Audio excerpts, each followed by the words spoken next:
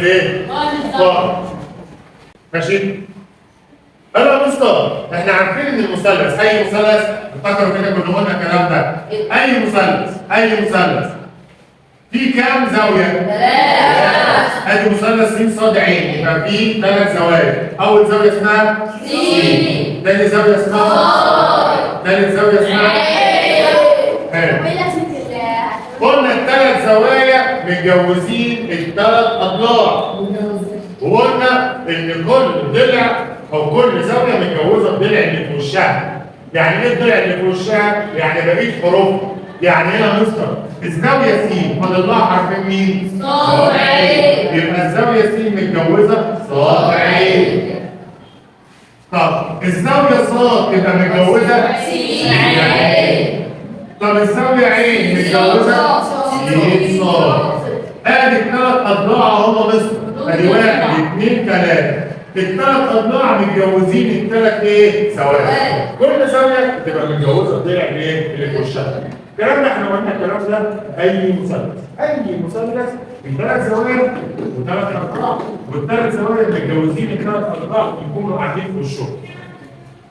قال من ضمن المثلثات دهيت مثلث اللي هو المثلث القائم. مين المثلث القائم ده مستر؟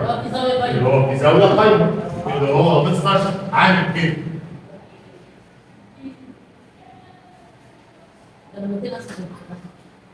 بقى المثلث ده مثلث قائم. عرفت منين يا مستر ان هو قائم؟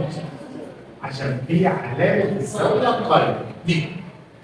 ماشي؟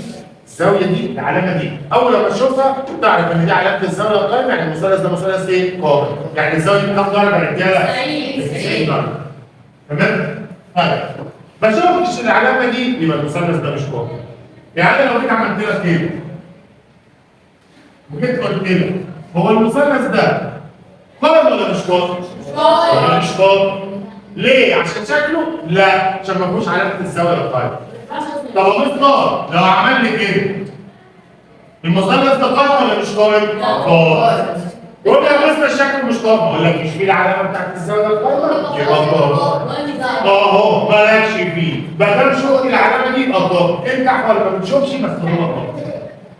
لو عملت له كده هتلاقيه قائم زينا بس بنشكل. تمام؟ قال لي طيب المثلث ده مثلث ايه؟ قائم. قال لي طيب حلو قوي. قال له يا مستر هو المثلث ده فيه كام زاويه؟ 5. جاهز. قال له يا مستر في 3 زوايا صح؟ اه. الزاويه دي قائمه يعني 90 درجه. طب والزاويتين التانيين؟ 90. يبقى فاضل 90. 45. هو حد قال لك ان هم بقى قال له يا مستر 45 يجوز. ممكن تكون 30 60 يجوز. ممكن تكون 20 و70 ممكن تكون 10 80 شغال. بس يا مستر المهم ان الاثنين التانيين مجموعهم 90 بس دي كام ودي كام؟ ما اعرفش. قال لي طب عشان كده بقى قال لي بص بقى. قلت له ايه؟ قال لي المثلث ده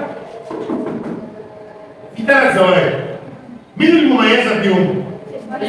الزاويه القايمه. هم كام درجه؟ هم 90 درجه. قال لي الزاويه قايمه. جزء الزاويه الايه؟ قايمه.